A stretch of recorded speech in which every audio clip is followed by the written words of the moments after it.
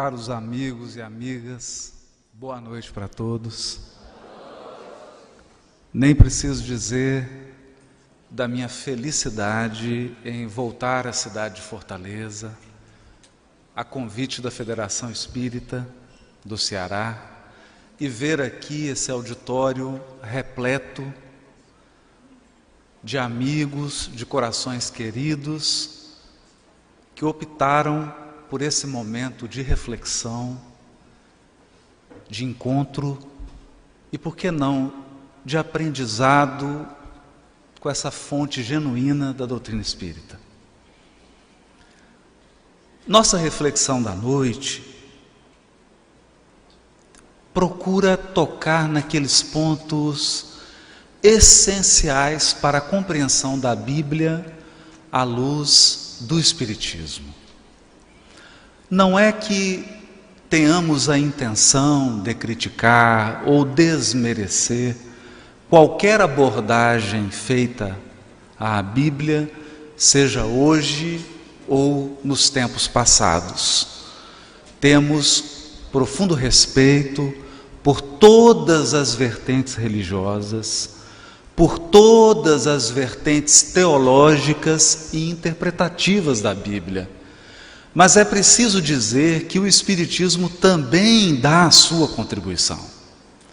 Ele também se insere num debate e tem muito a oferecer àquele coração sincero que busca a verdade e que pretende alcançar uma compreensão mais profunda da Bíblia. A primeira questão que precisa ser dita, que é a primeira armadilha, é que na Bíblia não tem armadilha. A armadilha está em quem lê a Bíblia. É diferente, porque depende muito do olhar de quem se aproxima desses textos. Quando alguém traz no coração o espírito de polêmica, qualquer coisa é pretexto para discutir, para agredir. Quando alguém traz no coração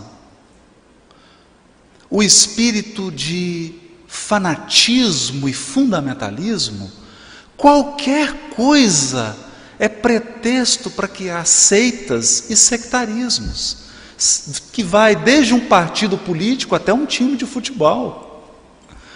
Tem pessoas que vão ao estádio para se divertir, outras vão para brigar e agredir. De modo que aquilo que o ser humano traz no coração, ele transborda em tudo que lida. E com a Bíblia não foi diferente. Pessoas extremamente violentas e sanguinolentas se apropriaram da Bíblia para matar. Ao longo dos séculos, pessoas com uma sede imensa de poder transformaram a Bíblia num pretexto para dominar e para submeter consciências. Fanáticos, soberbos e intelectuais presunçosos também utilizaram a Bíblia para disseminar no espírito das massas uma compreensão completamente equivocada do que seja a Bíblia e os seus missionários, os seus porta-vozes. Então é preciso dizer, todos os textos bíblicos são textos da literatura de um povo. Eles expressam a alma religiosa de um povo. E uma alma religiosa que se transbordou e se derramou ao longo de muitos séculos, depois de muitas lágrimas, à custa de muito sofrimento, de muito sacrifício. A Bíblia foi escrita com muita lágrima, com muita fé, com muita alegria e com um testemunho de comunidades e de gerações. Portanto, a armadilha está no uso que se faz do texto bíblico. Aliás, esse é um ponto que nos ajuda a refletir sobre qualquer coisa. Qualquer coisa. Conhece-se, e perceberemos isso nas questões 621 seguintes de O Livro dos Espíritos. Conhece-se o verdadeiro divulgador, profeta, expositor de qualquer doutrina, não pela folhagem, não pela espessura do tronco, não pela beleza da copa. A árvore se conhece pelo fruto. Toda vez que vemos alguém expondo uma ideia, um ponto de vista, uma proposta, é preciso olhar para a vida dessa pessoa, a fim de aquilatar das consequências do que ele fala e do que ele defende. Porque o fruto revela a árvore. Feita essa advertência, temos algumas armadilhas que nós chamaríamos de armadilhas interpretativas. Onde nós podemos tropeçar ao nos aproximarmos dos textos bíblicos? O primeiro ponto que nós consideramos fundamental é não compreender o que é a Bíblia. O que é a Bíblia? Muitas vezes a gente chega num hotel e tem lá ao menos metade de uma Bíblia. Eu cheguei hoje no meu quarto, tinha lá metade, que era o Novo Testamento, né? Faltou só o Velho. Aquela edição dos Gideões, e estava lá no quarto do hotel.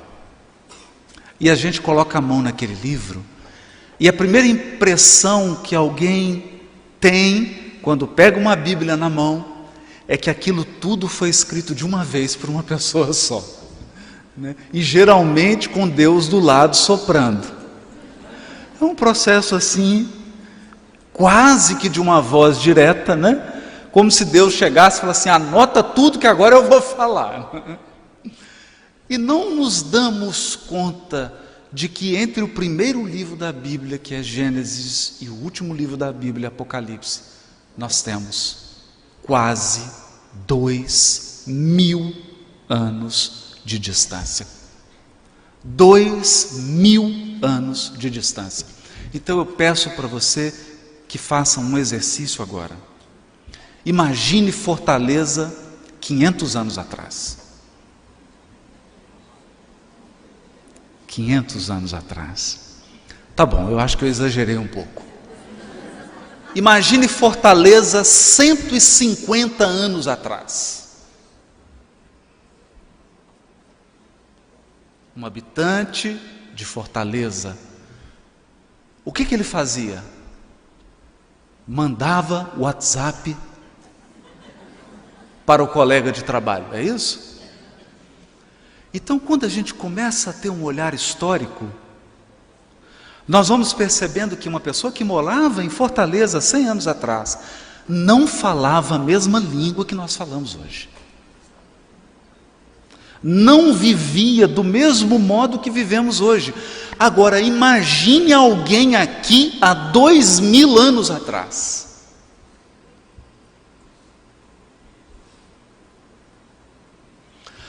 O livro Gênesis possivelmente teve a sua redação consolidada 1300, 1200 anos antes de Cristo.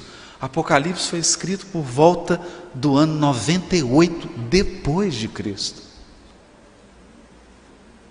Se você comparar o Evangelho de João e os escritos de Levi, Levi anotava, fazia anotações de falas de Jesus simultâneas. Então Jesus falava e ele anotava alguma coisa. Quando esse evangelho se condensa e toma a forma que nós conhecemos hoje, somente depois de 50, 60 anos João Evangelista foi escrever o seu. 60 anos não passam em vão e muito menos impunemente. O tempo muda. Então a primeira compreensão que nós devemos ter da Bíblia é que ela é uma coletânea de livros. Uma coletânea de livros. Escritos ao longo de séculos. Séculos. Isso é importante. Mas que foram num determinado momento reunidos e hoje você tem na mão uma coletânea. Uma coletânea. Isso significa que é preciso tomar cuidado com aquela leitura da Bíblia que não leva em conta o seu processo histórico de formação.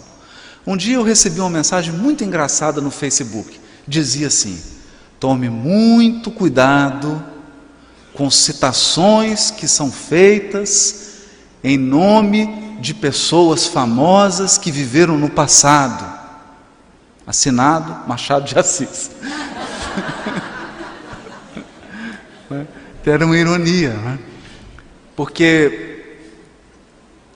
às vezes você encontra lá uma frase assinada por Shakespeare falando sobre a crise atual no Congresso brasileiro. Não é? E isso acontece com a Bíblia. Então precisamos entender que ela é fruto de um processo histórico. Segundo ponto, os livros não nasceram assim, num passe de mágica. Vamos fazer uma avaliação simples. Em 1931, pela Federação Espírita Brasileira, foi publicada uma obra que para nós representa um marco histórico no Espiritismo, porque dava início a uma ação missionária. Era publicada a obra Parnaso de Além Túmulo. Mas imagine, o Parnaso de Além Túmulo que você tem hoje não é o Parnaso de Além Túmulo que foi publicado. O Parnaso de Além Túmulo que foi publicado continha um número muito menor de poemas. E ao longo das edições, o próprio Espírito Emmanuel foi agregando poesias e a obra Parnaso de Além Túmulo foi ganhando em volume e foi tomando forma até se estabilizar no livro que nós conhecemos hoje, última edição, Parnaso de Além Túmulo, porque não sofreu mais alterações. O mesmo se deu com todos os livros bíblicos, com um pequeno detalhe: alguns deles só se estabilizaram 500, 600, 700 anos depois. Então, se você pegasse os chamados ditos do Senhor, que Emmanuel se refere no romance Paulo e Estevão, como aqueles escritos de Levi que continham ensinos de Jesus, definitivamente ele não é o Evangelho de Mateus que você tem hoje. Porque ao longo do tempo o próprio Mateus, que é o Levi, foi acrescentando, fazendo alterações. Saiu outros evangelhos, como o de Lucas, o de Marcos, e ele foi alterando e acrescentando até que tomou a forma que nós conhecemos hoje. Isso é importante para que a gente tenha um olhar mais sereno, mais lúcido e com uma maior dose de discernimento quando se trata de Bíblia. Outro ponto que é importante considerar: muitos acreditam que o Evangelho de Mateus, o original, saiu do escritório da casa de Levi, que foi a mulher dele que tirou da gaveta e entregou para algum papa da Igreja Católica, e isso está guardado em Roma. Essa é uma crença generalizada. Então eu tenho uma má e uma boa notícia, e é a mesma. A má notícia: não existe nenhum original de nenhum livro da Bíblia. Sei que muita gente vai ficar abalada com isso, vai ficar profundamente triste. Nenhum original da Bíblia sobreviveu. Nenhum, de nenhum livro. Não tem nada nem perto do original. Nem perto. O que nós temos? Achados arqueológicos que são manuscritos cópias.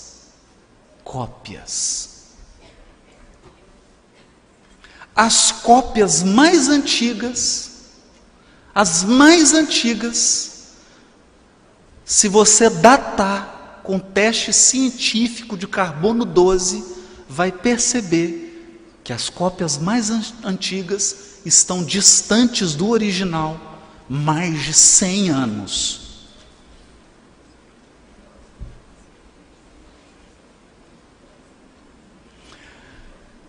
E a gente percebe assim um olhar, todo mundo fala, meu Deus, e agora? Acabou. É um Armagedon. Não é um Armagedon. Por que não? Porque a espiritualidade utilizou uma outra estratégia. Quando uma carta de Paulo chegava numa igreja, eu preciso dizer, na época de Paulo não tinha iPhone, nem máquina de Xerox. Não dava para tirar uma fotografia e não dava para postar no Facebook. Então, se você quisesse uma carta de Paulo, o que você tinha que fazer? Copiar. Ou pagar alguém, o que era mais adequado. Por quê?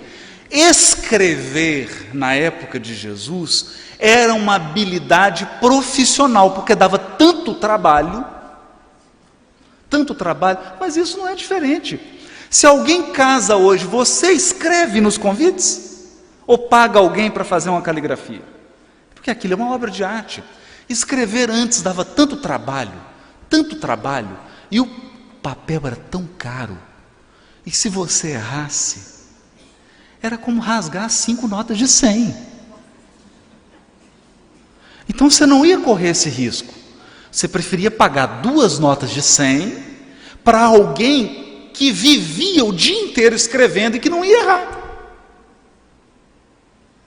Ou pelo menos não ia cometer um erro tão singelo. Então você copiava. Qual foi a vantagem disso? Todos os textos da Bíblia foram copiados centenas, milhares de vezes. E essas cópias se espalharam. Então a pessoa copiava aqui, ia para um lugar, chegava no lugar, todo mundo copiava, o outro ia. Aquelas cópias se espalharam. Portanto, no século XVIII, século XIX, mesmo início do século XX, nós tivemos descobertas arqueológicas e hoje nós temos, num total, só do Novo Testamento, mais de 5.200 manuscritos do Novo Testamento, mas de épocas variadas. Qual que é a vantagem disso? A vantagem é que o original nunca esteve na mão de alguém. Não tem essa história de original na mão de alguém que foi lá e adulterou a Bíblia. Isso não existe. A adulteração foi na interpretação, nunca no texto. Ao menos nesse nível. O que nós tivemos foram erros de cópia, ou adulteração na cópia. Mas aí, como você tem centenas de cópias, o que você faz? Compara uma cópia com a outra. É o que os especialistas fazem. Então, essa é uma armadilha importante da gente desfazer. Porque a espiritualidade optou por um outro caminho. Qual que é o caminho? Segurança. Era preferível você ter muitas cópias espalhadas pelo mundo inteiro do que ter um original na mão de alguém. E aí adivinha uma coisa. Nós temos alguns escritos de Aristóteles que você tem 4, 5 cópias. Já imaginou o que é isso? Que dificuldade? Tem alguns autores gregos que você tem 2 cópias. E que são pedaços. Por exemplo, os pré-socráticos, nós não temos a obra toda, nós temos fragmentos. E adivinhe, o Novo Testamento é a obra mais bem documentada da humanidade. Não existe nenhum autor humano que tenha tantas cópias quanto o Novo Testamento. A estratégia funcionou? Querem ver uma coisa? Onde está o original psicografado de Paulo e Estevão? Mas foi agora, né? Não tem.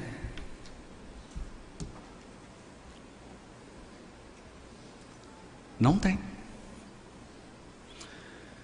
Então nós estamos com o nosso amigo Luciano aqui, que é o nosso historiador.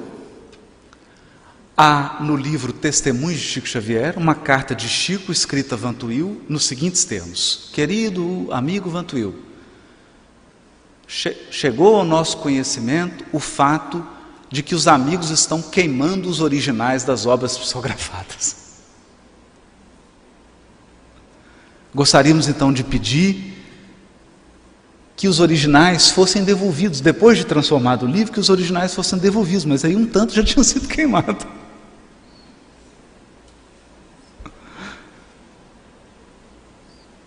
A psicografia original. Agora, isso aconteceu aqui. Não tem nem 50 anos. 60 anos. Que dirá com os evangelhos. Então, esse é um ponto que precisa ser considerado. Foi uma estratégia da espiritualidade. Agora, gostaríamos de considerar um outro ponto. E esse talvez seja o mais radical. E agora eu vou precisar que você se concentre. Concentre bastante. Mas pense agora como um espírito imortal. Não pense agora, pelo menos durante 30 segundos. Durante 30 segundos, experimente pensar como um espírito imortal e não como um encarnado. Eu sei que é difícil. Eu sei que é difícil. Vamos lá. Se você resolver a partir de hoje comprar um diário e relatar nesse diário as experiências que você tiver diárias, é por isso que chama diário, né? Claro, experiências diárias, você vai comprar um diário. Depois de 2 anos que você estiver escrevendo o seu diário, todo dia, relatando as experiências, eu te pergunto, o que é mais rico, o seu dia ou o que você escreveu no diário sobre o dia?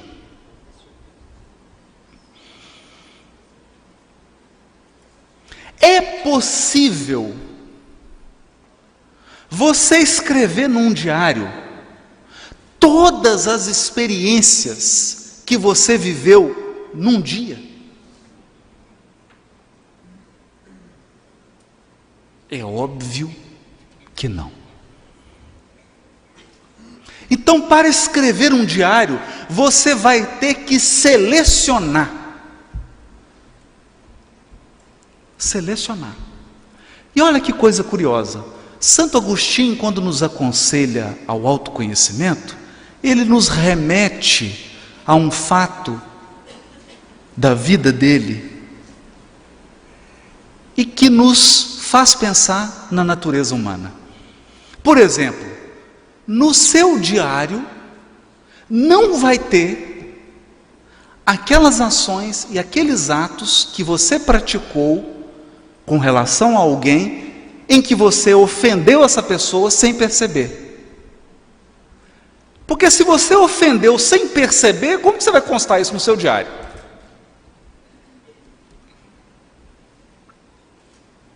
Então você vai precisar do diário da sua sogra, ou da esposa, ou de um filho, de um familiar, para que você saiba realmente o que aconteceu naquele dia.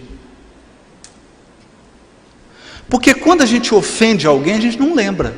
A gente só lembra quando é ofendido. É um aspecto interessante da natureza humana. Isso é uma limitação da redação. Agora vamos para uma outra questão. Você realmente acredita que uma biografia contém tudo sobre a vida de alguém? Se você ficou em dúvida, conversa com o Luciano. É claro que não. É claro que não. A vida é muito maior do que uma biografia. É muito maior. Então agora eu vou fazer uma pergunta decisiva. Porque é aqui que o Espiritismo se afasta da opinião da maioria.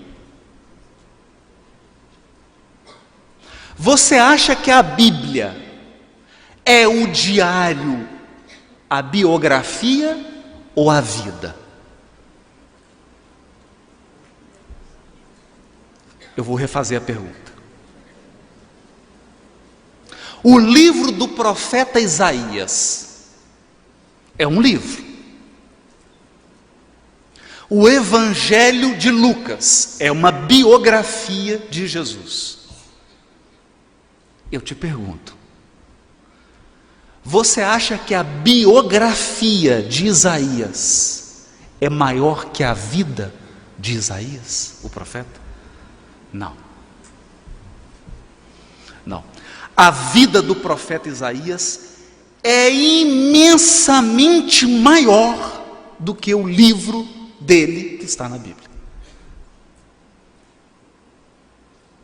Mas agora eu vou fazer um raciocínio mais instigante ainda.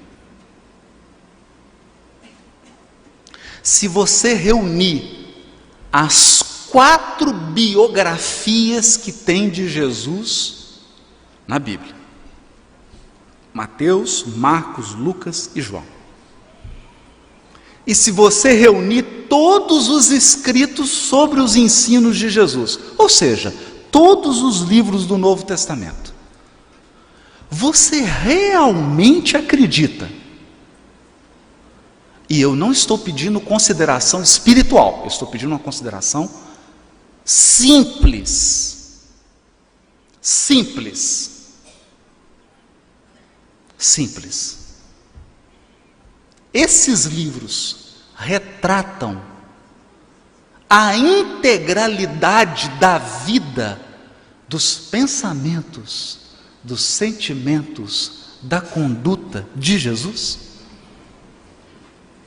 É como se você quisesse me convencer que se eu somar 1 mais 1 mais 1 mais 1, todas as biografias de Napoleão Bonaparte, eu tenho então um relato completo de todos os minutos da encarnação de Napoleão Bonaparte.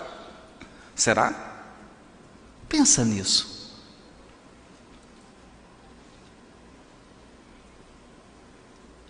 Pensa nisso.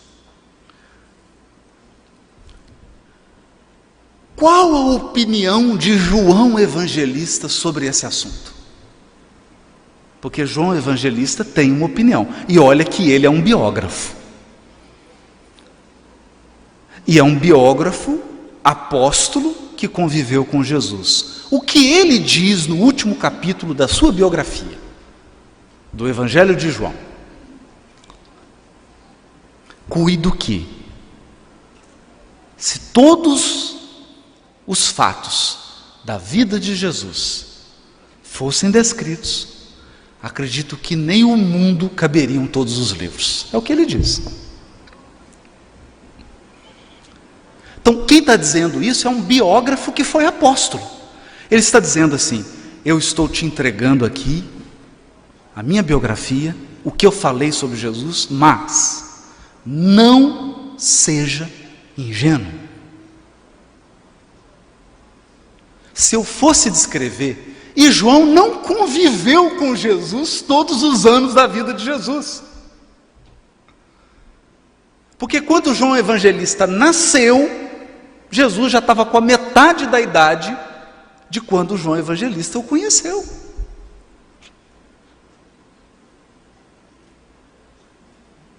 João Evangelista conviveu com Jesus pouco mais de 3 anos.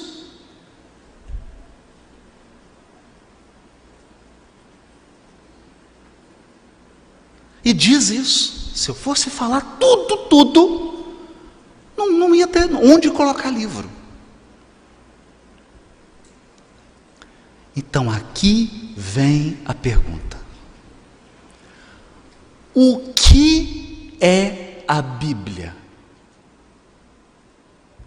A vida do missionário ou o diário e a biografia da vida dele?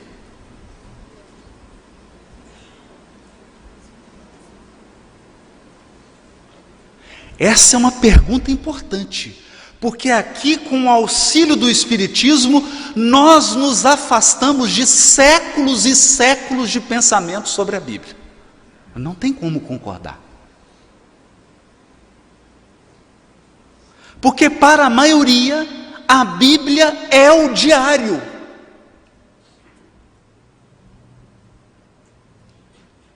Então a pessoa se prende ao diário e diz assim: Jesus é esse livro que está na minha mão.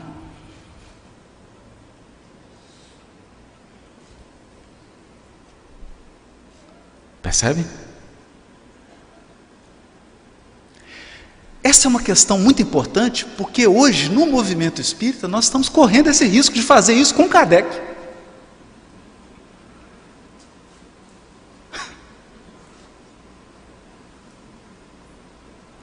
O que isso acarretou?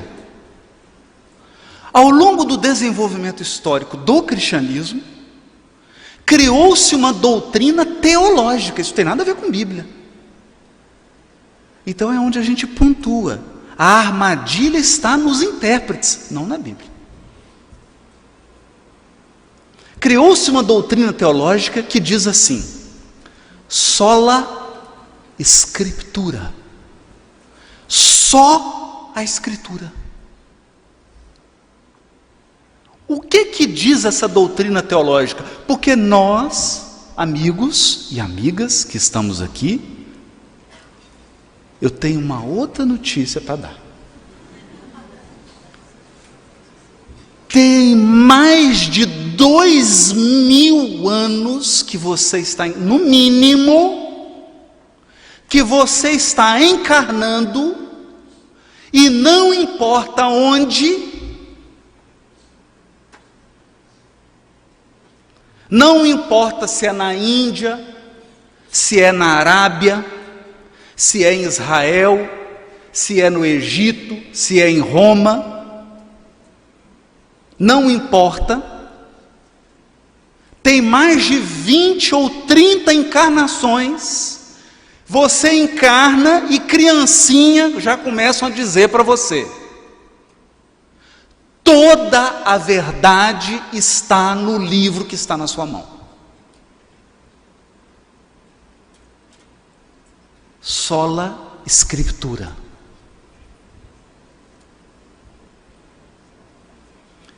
Então, com isso, você vai entender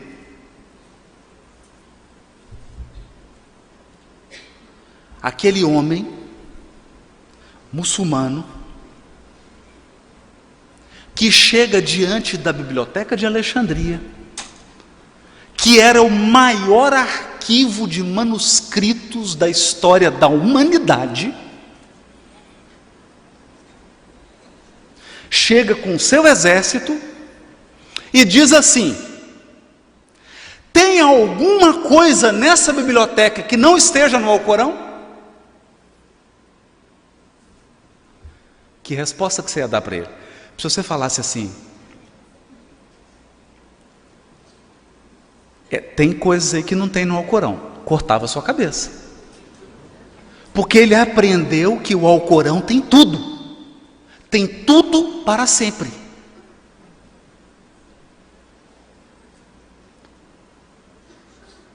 Então ninguém respondeu nada. Ele mesmo respondeu. Ele falou assim: se nessa biblioteca não tem nada além do que tem no Alcorão, e se tiver além, está errado, então queima a biblioteca.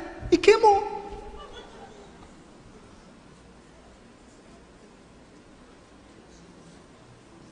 Queimou a biblioteca de Alexandria, que continha cópias, por exemplo, de toda a obra de Aristóteles, de toda a obra de Platão. Ou seja, atrasou a evolução intelectual do planeta Terra em no mínimo 5.000 anos.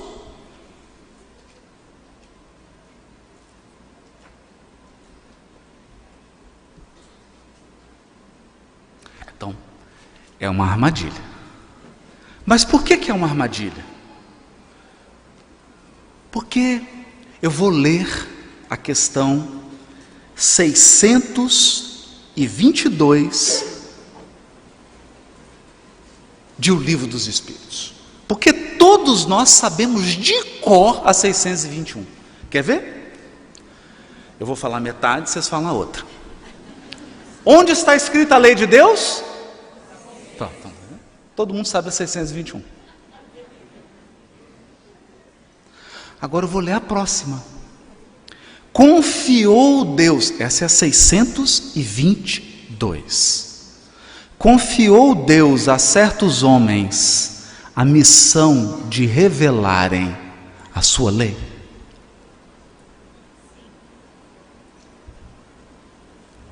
Aí os Espíritos respondem: sem dúvida. Sem dúvida. Em todos os tempos, houve homens que tiveram essa missão. São espíritos superiores que encarnam com o fim de fazer progredir a humanidade. Então, escuta aqui. O que é mais importante, o missionário ou o que ele escreveu? É claro que é o missionário, porque a vida é maior do que o que você escreve. Então, a Bíblia não é o livro que está na sua mão, é a vida de centenas de missionários que vieram para preparar o caminho do Cristo. É vida. É vida. Então, quando você abrir um texto da Bíblia, lembre, você está abrindo a biografia, não a pessoa. Então, pensa no missionário. Questão 623. Os que hão pretendido instruir os homens na lei de Deus, não têm se enganado algumas vezes, fazendo-os transviar por meio de falsos princípios? O que o Kardec está dizendo? Todo missionário que vem para ensinar a lei de Deus, todos acertam ou tem alguns que falham? Certamente, hão dado causa a que os homens se transviassem, aqueles que não eram inspirados por Deus e que por ambição tomaram sobre si um encargo que lhes não fora cometido. Todavia, como eram afinal homens de gênio, mesmo entre os erros que ensinaram, grandes verdades muitas vezes se encontram. Olha só, 624. Qual o caráter do verdadeiro profeta?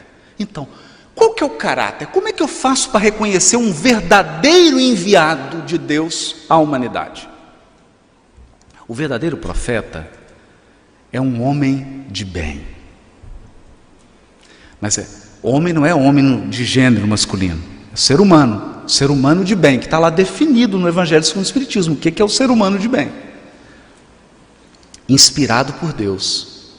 Podeis reconhecê-lo pelas suas palavras e pelos seus atos. Pelas suas palavras e pelos seus atos. Impossível é que Deus se sirva da boca do mentiroso para ensinar a verdade.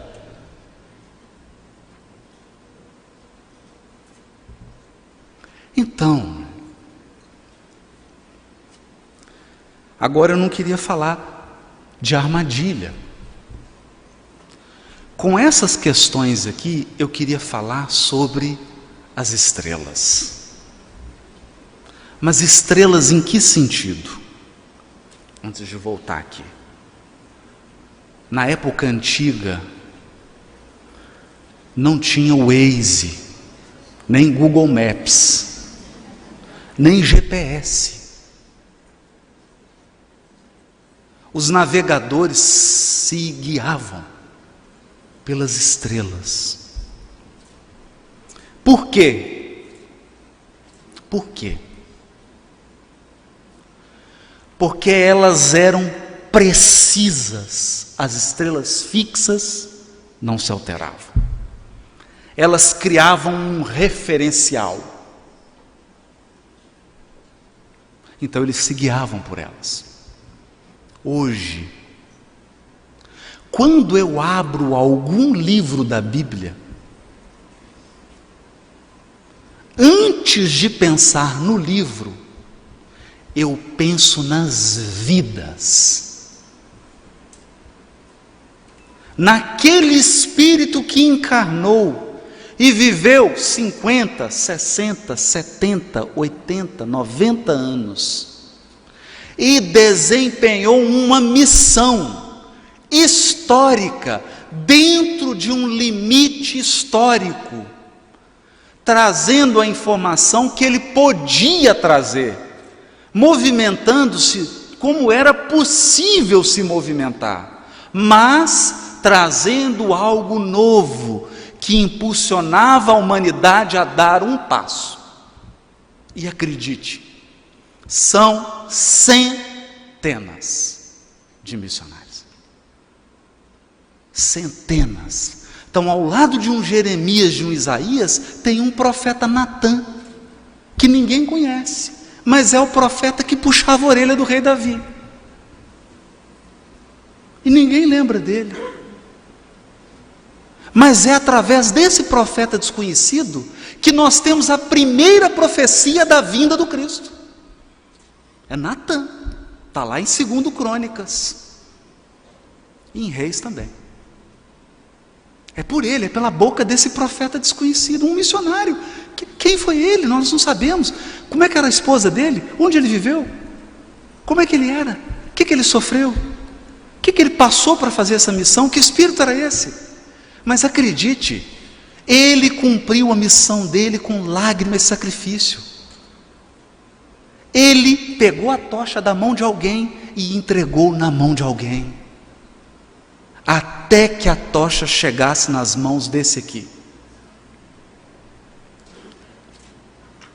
Qual o tipo mais perfeito que Deus tem oferecido ao homem para lhe servir de guia e modelo? Jesus. Um dia a tocha chegou nas mãos do Espírito mais elevado que já veio à terra em todos os tempos. Jesus. E quando ele pegou a tocha, carregada por centenas de missionários ao longo de séculos, ele mostrou que ele mesmo era a tocha.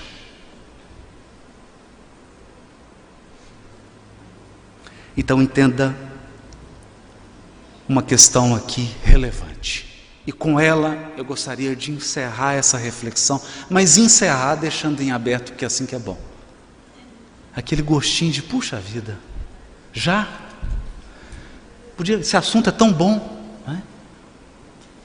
O Evangelho é Jesus. O escrito que você tem na sua mão é só o diário, é só a biografia. Não confunda a biografia com a pessoa. A biografia é sempre menor que a pessoa. O Evangelho é o próprio Cristo. Ele é o Evangelho. Por isso ele é o tipo mais perfeito, o modelo e guia. E digo mais, e aqui, a meu ver, está a maior contribuição do Espiritismo para o planeta Terra. O nosso evangelho é Jesus. Até aí nenhuma diferença, mas com uma diferença profunda aqui agora. Jesus é Espírito. Ele age e atua entre nós até hoje. Ele não é um mito. É alguém que circula entre nós. E mais do que isso. E agora eu falo para usuários de Facebook e WhatsApp. Se você com seu WhatsApp agora é capaz de mandar uma mensagem para alguém que está na Alemanha, o que você acha que Jesus é capaz de fazer com o pensamento dele? Pensa nisso.